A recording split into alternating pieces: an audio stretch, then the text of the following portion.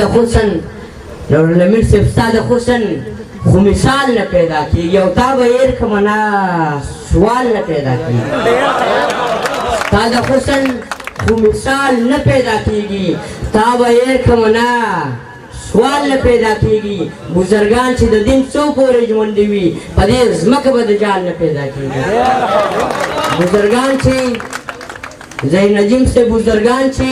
د دین څو پورې ژوندي وي په دې ځمکه به د جال نه پیدا کېږي زه پیدا شوم که نه پروا مې نشته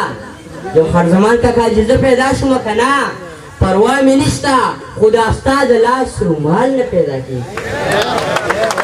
زه پیدا شوم که نه پروا مې نشته خو دا ستا د لاس رومال نه پیدا کېږي او دا مولا نه په مذهب پسې بد وایي زما به تا سره جنجال نه پیدا کېږي چې د ټولې خزانې کړلې واپس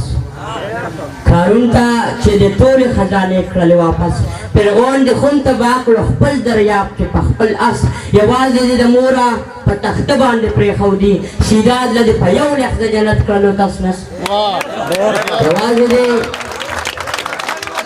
یوازې د موره په تخته باندې پرېښودي شیداد له د په یو لیخ د جنت کړلو تسنس او په عمر دی په کم عمر دی په ژوند دی په کم عمر باندې پوه کړلو خدایه محبوبه سې کمکل غږوي د ژوند جرس عاشرانو اجازت وي چې په قسمونو مخلوقات دې پیدا کړي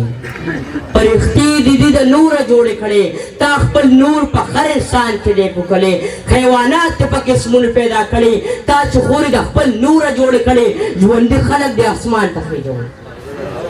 تا چې خورې د خپل نوره جوړې کړې ژوندي خلک دې اسمان ته خېژولې ته خو کل په یکون رب یې زه بنده یم ستا په امر باندې وګوره زنده یم چې ستا شکر پیدا کړم ژبه راکړه یو صفت راکړې د خپل تعریف پیدا کړه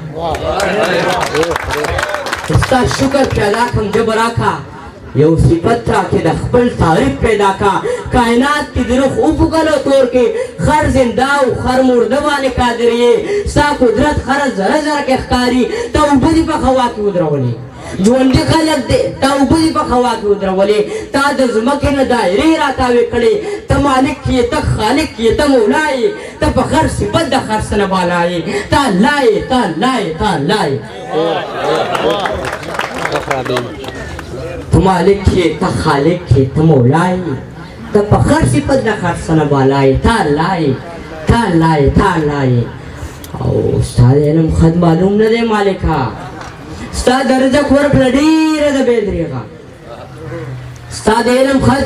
معلوم نه دی مالکه ستا د رزق ورکړه ډېره ده بې درېغه اسمانونه دې په څو قسمه پیدا کړل ته واحد یې ته یکته یې ته مولا یې ستا زرګونه او بې شمېره مخلوقات دي په هوا اوبو په ځمکه کې حیات دي یو بنده او بل ستا ذات په پاتې کېږي نور دا هر څه به په یو ورځ ختمېږي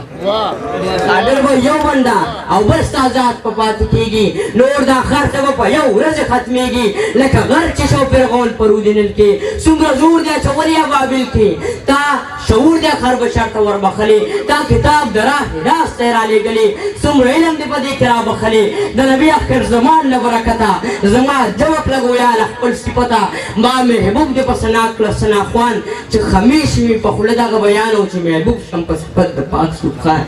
چې محبوب شم په صفت د پاک